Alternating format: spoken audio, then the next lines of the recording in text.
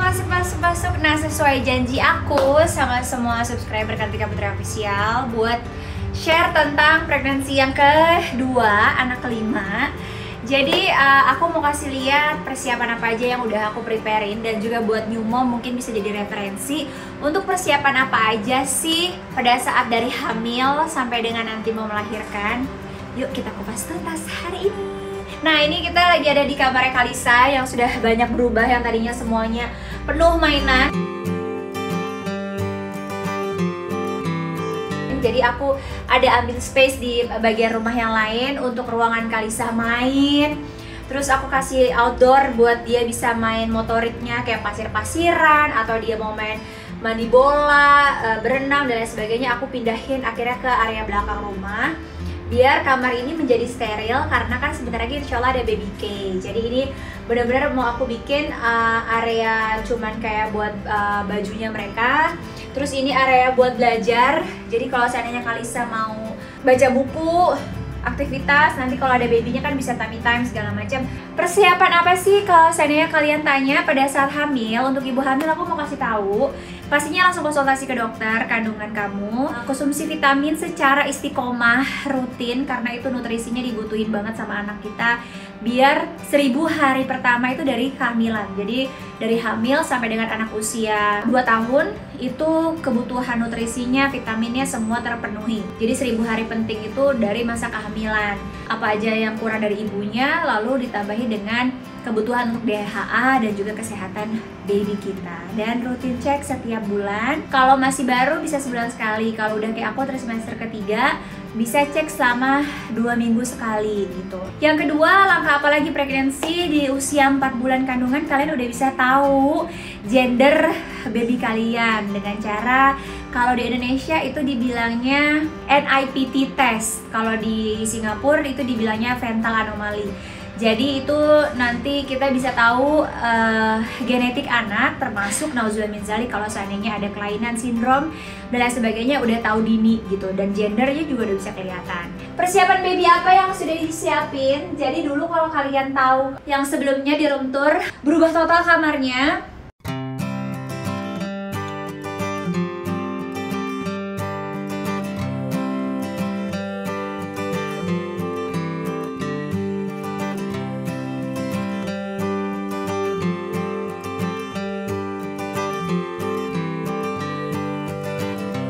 Kita lihat foto-foto Kalisa dari dia baru lahir sampai dengan umur ini. Dia baru lahir 1, 2, ini dia umur 1 tahun, 1 tahun, itu 1 tahun juga. Ini waktu dia umur 2 tahun, 2 tahun. Jadi aku rencana nanti pas lahiran, kebetulan Kalisa umur 3 tahun, babynya lahir, jadi aku masih bisa kasih space kanan kiri. Dan di dinding yang kosong ini insya Allah nanti akan dipenuhi sama foto-fotonya baby K gitu. Di sini aku taruh banyak banget browser karena perintilan Kalisa tuh banyak banget. Jadi kalau dilihatin ini apa sih? Ini tuh kayak body care-nya Kalisa. Di sini aku taruh semuanya mulai dari ini dari Buds Organic, Instagramnya @budsorganic.id. Ini langganan aku banget dari zaman Kalisa baru lahir sampai sekarang. Dia masih pakai kayak calming wrap-nya, terus dia pakai juga sabunnya karena Kalisa tuh bener-bener sensitif banget. Jadi dia pakai yang super soothing hydrating cleanser karena kulitnya cenderung kering. Terus ini juga kayak Save Our Skin lotionnya. Ini juga buat krim mukanya Kalisa, pakai yang super shooting intensive juga, repair cream. Jadi biar mukanya ini referensi banget. Adanya Kalisa juga pasti aku pakein produk dari Buds. Ini nggak di endorse, tapi emang aku pakai beneran.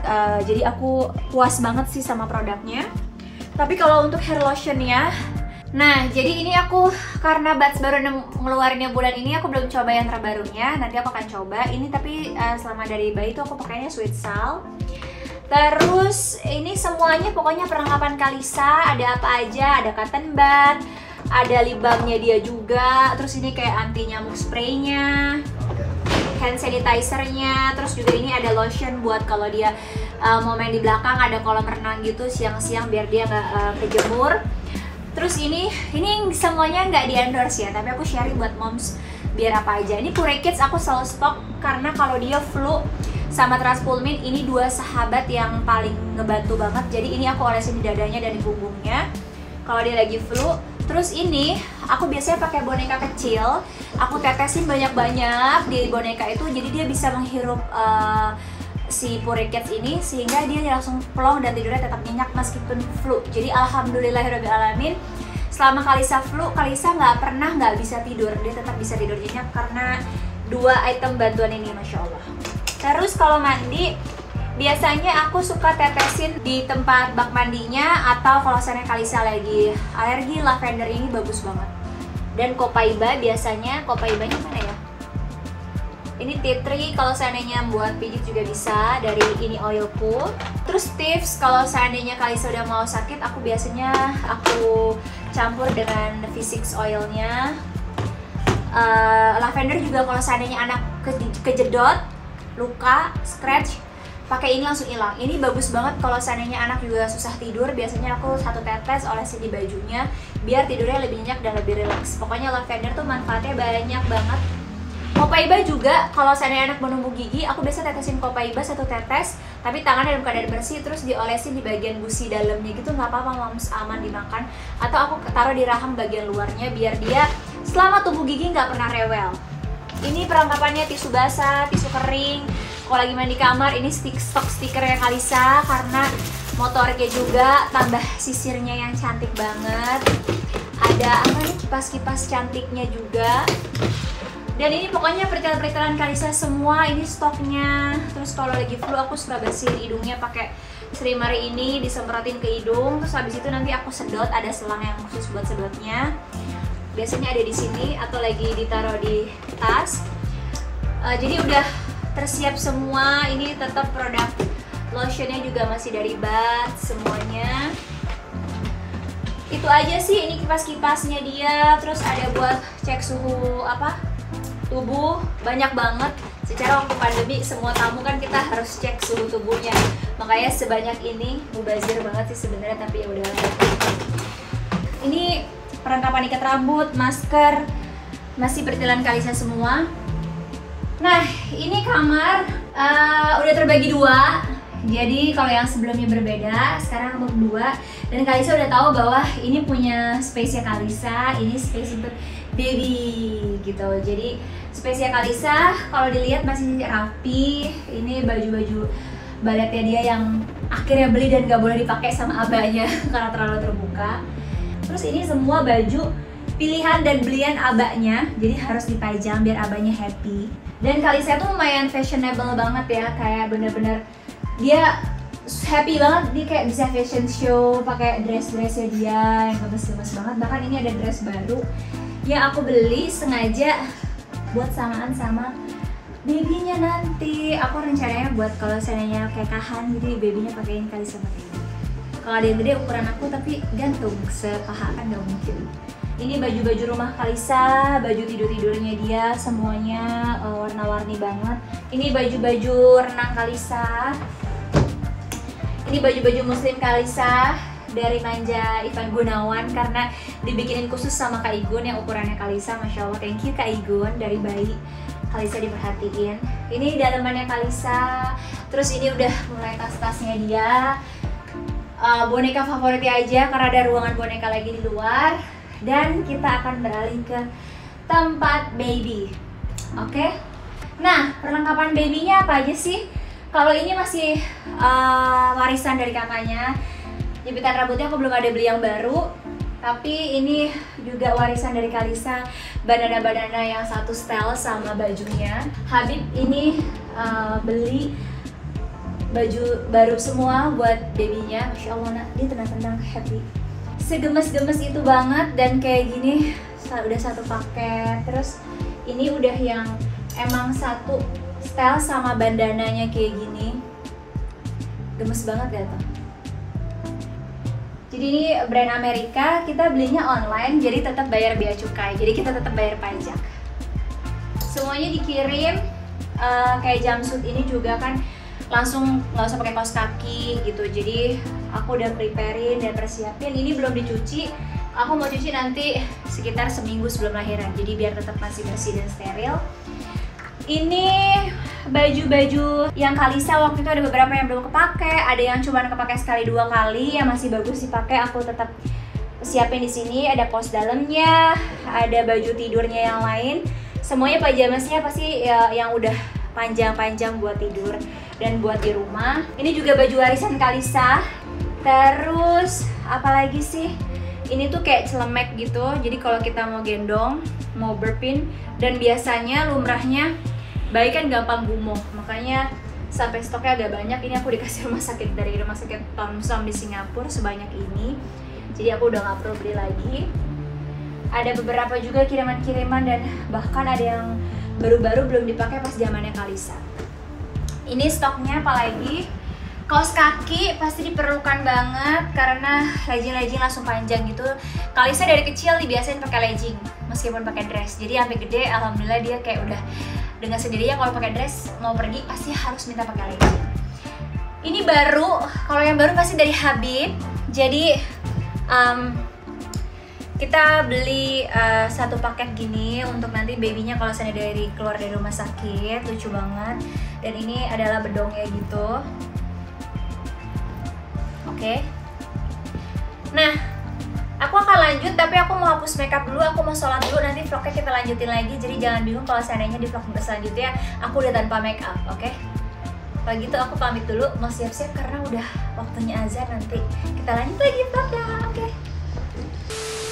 Nah, balik lagi, mohon maaf tadi pasti ada perubahannya ya, before and after, ya udahlah ya.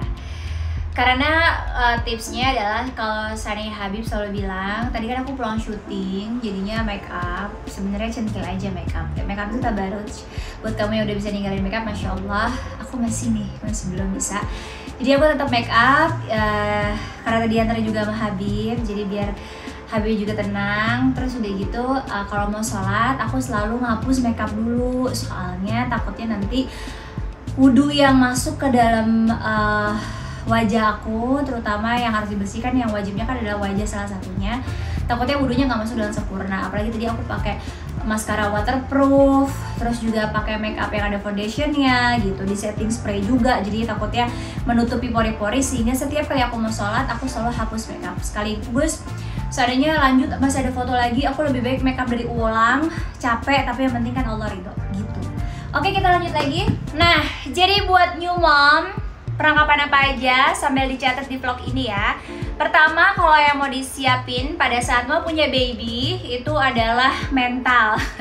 Pastinya juga nabung materi dan juga lahir batin ya gitu. Karena setelah punya baby kita emang harus pinter-pinter mengelola keuangan karena kebutuhan bertambah, dan harus ada uang tabungan untuk just in case babynya tiba-tiba demam atau sakit. Karena sebenarnya memang kalau mau pinter, kalau bahasa orangnya gitu ya, sebenarnya perkenalan tubuhnya dengan bakteri dan sekeliling dan lingkungan itu memang kadang-kadang ada aja prosesnya. Makanya kita harus menabung yang cukup biar baby kita sehat dan juga semuanya nggak mudah dan nggak bikin kita stres gitu. Kadang-kadang yang bikin baby blues itu adalah tekanan dari luar, bukan dari baby sendiri. Dan baby blues itu menurut aku bisa kita handle, bisa kita bikin mindset baru bahwa punya anak, bersyukur, berkah dari Allah, banyak orang yang kepingin.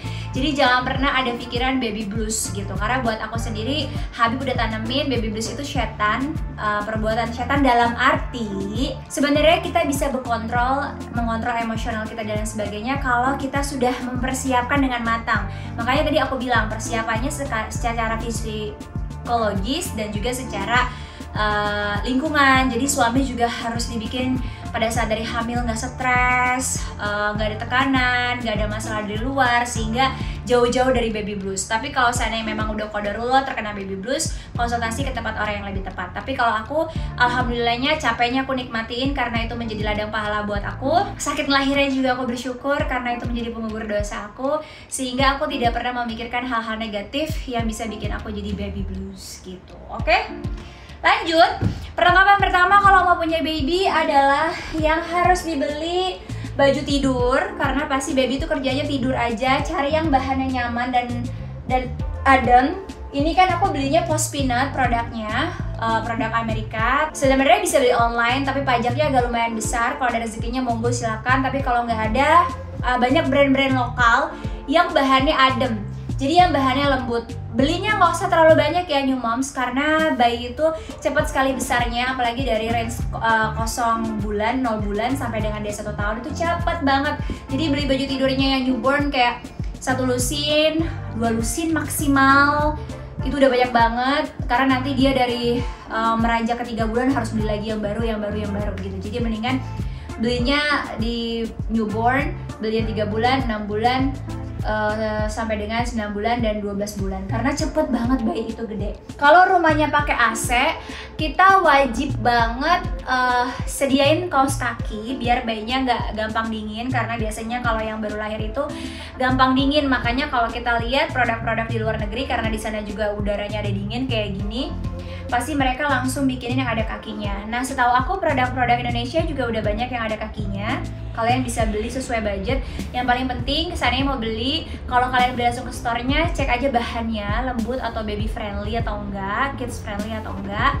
Kalau seandainya kalian beli online, beli satu dulu aja, lihat bahannya bagus baru order lagi.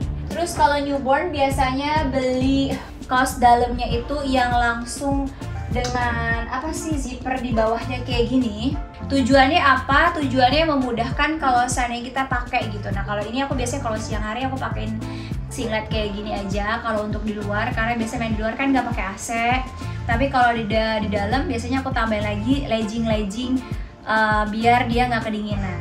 Persiapannya harus siapin kayak wastafel. Brand apa aja sih? Aku masih punya stoknya Kalisa juga, banyak banget. Kenapa aku bilang perlu banyak? Biar pada saat nanti baby gumoh, kita banyak backup atau cadangan. Biasanya kan kalau babynya gumoh, kita ambil air hangat aja, nggak harus selalu dimandiin, kasihan. Lalu kita elap. Ingat kalau gumoh di bagian lehernya biasanya suka banyak, kalau ada lipatan-lipatan tuh ada yang nyangkut di leher. Nah, dibersihin pakai wastafel biar apa? Biar nggak bau gumoh gitu. Jadi babynya tetap sehat terus dan juga nggak ada bakteri dari gumohnya itu. Tapi bedong itu biasanya kalau bayi zaman sekarang tuh cuman kalau buat tidur gitu. Kalau siang hari biasanya dokter mereferensikan untuk dibuka aja biar motoriknya bergerak dan bayinya juga lebih berkembang. Kalau zaman dulu kan kayaknya sampai 40 hari bayinya dibebet aja, dilingkerin terus gitu. Kalau ini enggak, biasanya aku dikasih tips sama dokter anak, di bedongnya kalau dia mau tidur aja biar tidurnya nggak kaget-kaget. Oke, kayak gini bedong. Jadi nanti dia di bedong, terus abis di bedong terus pakai pitanya ini matching gitu. Gemes ya, jadi nggak sabar. Nah, sarung tangan aku nggak beliin sengaja karena sebenarnya sarung tangan itu hanya butuh beberapa, biasanya 1 minggu aja. Kalau kukunya masih tajam-tajam awal-awal biar nggak dingin juga. Setelahnya sama dokter aku waktu itu seminggu Kalisa udah nggak boleh. Justru dia harus perkenalan. Oh kak, takut kecakar mukanya. Justru dia harus melatih bahwa oh kalau kena muka dia saya sakit. Awal mula pasti semua bayi itu ada scratch gitu. Nanti kalau scratch biasanya kasih Save Our Skin dari Buds, itu bagus banget buat ngilangin lukanya. Nah, nanti lama-kelamaan bayi itu akan belajar sendiri untuk controlling dirinya biar nggak mencakar sendiri. Dan kukunya itu jangan lupa diasah. Biasanya aku nggak pakai gunting kuku, karena kan kalau gunting kuku kalau kita nggak simetris atau nggak bulat gitu jadinya tajam. Akunya biasanya aku asah. Ada dari, ini bukan promosi ya, karena aku beneran pakai Shining Nail dari produknya Sarwenda. SS Nail itu aku biasanya aku pakai dan aku asah. Nah itu enak banget buat bayi karena nggak akan luka. Kalau seandainya kita pakai gunting atau pakai gunting kuku, aku masih takut luka gitu. Jadi aku lebih pilih diasah. Ini Habib belinya banyak banget, masya Allah. Berapa item, makanya ini kayaknya aku setiap hari harus gonta-ganti nih Mbak Dela. Tuh dari Postpinut semua, ini kita nggak di endorse, tapi lihat Habib udah kalap belinya pas sudah tahu anaknya perempuan. Tuh gemes-gemes banget motifnya. Emang aku juga pas ngeliat juga nggak bisa nyalain Habib karena emang segemes itu banget. Setelah perlengkapannya bedong yang harus dibeli alias selimut juga. Ya itu tadi aku bilang ini yang buat burp. Jadi kalau ada orang mau gendong juga, biasa ini ya kalau jengukin orang baru lahiran jangan gendong anaknya. Kadang-kadang ibunya tuh kayak merasa worry, apalagi sekarang lagi zaman pandemi kayak gini. Lebih baik jenguk setelah 40 hari, imun tubuh anak juga udah sehat. Ditambah juga kalau mau megang atau gendong orang tuanya nggak worry. Atau sekedar ngeliat aja, kalau mau gendong mau pegang, pastiin nggak pakai parfum, pastiin bajunya nggak dari luar dan nggak kotor, tangannya juga udah steril. Karena ibu itu kayak aku, apalagi kayak induk kucing, kalau anak aku dipegang terus mikir gitu, orangnya pakai parfum gak ya, orangnya nggak cuci tangan gak ya, bersih gak ya, ngerokok gak ya gitu. Karena ya itu kita pasti mau melindungi anak kita sih. Tapi kalau aku orangnya saklek, kayak maaf ya, jangan digendong gitu. Kalau nggak bibinya aku gendong aja, tunjukin gitu. Nah jadi taruh di sini biar kalau dia bird muntahnya kena ke kita, atau kalau seandainya baju kita nggak kotor, at least kan bayi suka jilat-jilat tuh, ngemut-ngemut, jadi nggak kotor. Ini apa ya namanya? Atau kalau moms juga nggak mau beli yang kayak gini, nggak apa-apa, bisa pakai ya kayak popok kayak gini juga bisa tuh, gendong di burpin gitu. Intinya yang penting 40 hari itu rentan, karena kalau seandainya 40 hari babynya sakit pasti ibunya juga panik kan. Ibunya juga belum stabil dari nifas dan melahirkan, jadi cari yang aman-aman aja. Makanya zaman dulu mungkin orang nggak boleh keluar 40 hari, lebih tepatnya biar ibunya istirahat sampai pulih, karena kan baru banyak yang keluar darahnya dan lain sebagainya, dan babynya juga imunitas tubuhnya udah strong. Mungkin tujuannya itu, makanya 40 hari nggak boleh keluar. Gendongan, ini gendongan aku beli cuma 50.000 di online. Jadi ini kayak lebih nyaman banget, karena kayak lebih slep gitu, enak banget dipakainya. Ini buat newborn pas banget. Kayak aku lebih suka aja gendongan yang model kayak gini, ringkas. Tapi aku juga punya kok gendongan jarit. Tahu kan gendongan jarit? Kenapa gendongan jarit? Kalau gendongan jarit itu sekali beli bisa pakai sampai umur 3 tahun. Soalnya bisa di-adjust sesuai dengan si bayi kita. Kayak gini, ini wajib punya banget kayaknya. Kalau nggak punya ini berarti kita belum afdol jadi orang Indonesia. Terus yang paling penting lagi adalah apron. Ini apron dari Mommy Mom. Jadi dia bolongan di lehernya tuh lebih kecil, karena pada saat menyusui, apalagi di tempat umum, harus ada adab-adabnya ya, bagian aurat juga. Jadi kayak gini. Nah kalau seandainya pun kita mau nyusuin di nursery room atau gimana, tetap aku pakai apron biar aman aja. Dan di rumah biasain anaknya dipakein apron sehari sekali lah minimal, pada saat nanti dia dibawa keluar setelah 40 hari, jadi dia nggak kaget pas kita nyusuin pakai apron, nggak yang ngeberontak-berontak gitu. Alhamdulillah Kalisa nggak pernah ngamuk kalau dipakein apron, karena aku udah biasain dari dia baby. Selain gendongan, apron juga ada juga model apron kayak gini. Ini aku juga beli dari produk Mommy Mom. Ada juga yang bisa di-adjust, ada talinya kayak gini. Jadi ini kayak benar-benar apron masak sebenarnya. Kayak gini. Terus ini dilingkarin di belakang badan kita. Nanti sesuai ukuran badan si ibunya. Tinggal di-adjust aja biar nggak kelihatan di bagian kanan dan juga kirinya. Terus kalau ini, jadi ibunya bisa langsung melihat anaknya gitu loh. Kayak gini. Kayak ngintip gitu. Oh, masih nyusun gitu. Sepatu ini karena Habib juga beliin babynya sepatu, katanya biar punya sepatu, ya udah. Ini adalah selimut dan juga topi, Habib juga yang beliin, katanya bahannya cashmere, jadi ngangetin kalau seandainya kalau di rumah sakit kan lucu sayang. Ya udah, mumpung ada rezekinya, alhamdulillah. Ini aku juga beli selimut yang bahannya cashmere juga. Kenapa bahannya cashmere? Karena kayak lebih menghangatkan gitu. Ini yang langsung ada kepalanya. Jadi setiap kali pergi kalau di bawah 3 bulan tuh aku tutupin kepala gini, karena kan ubun-ubunnya masih lembut banget tuh, masih suka cedut-cedut gitu. Jadi biar dianya tetap hangat terus dan gak gampang masuk angin. Bahannya juga hangat banget, ini aku suka banget.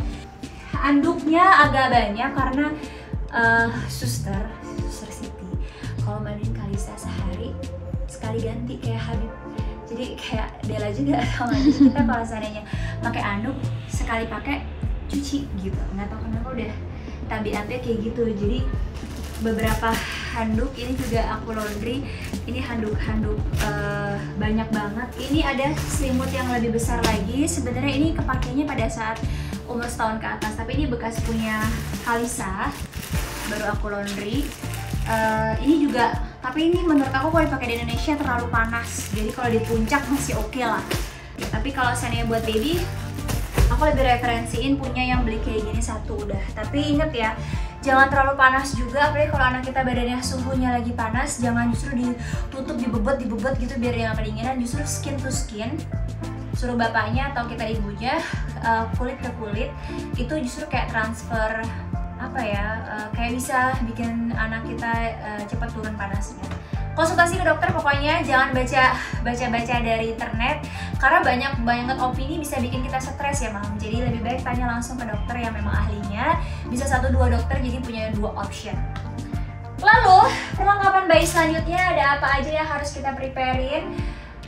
Adalah diaper bag kayak yang di atas ini, atau biasa disebut dengan tas popok kalau kita mau pergi-pergi.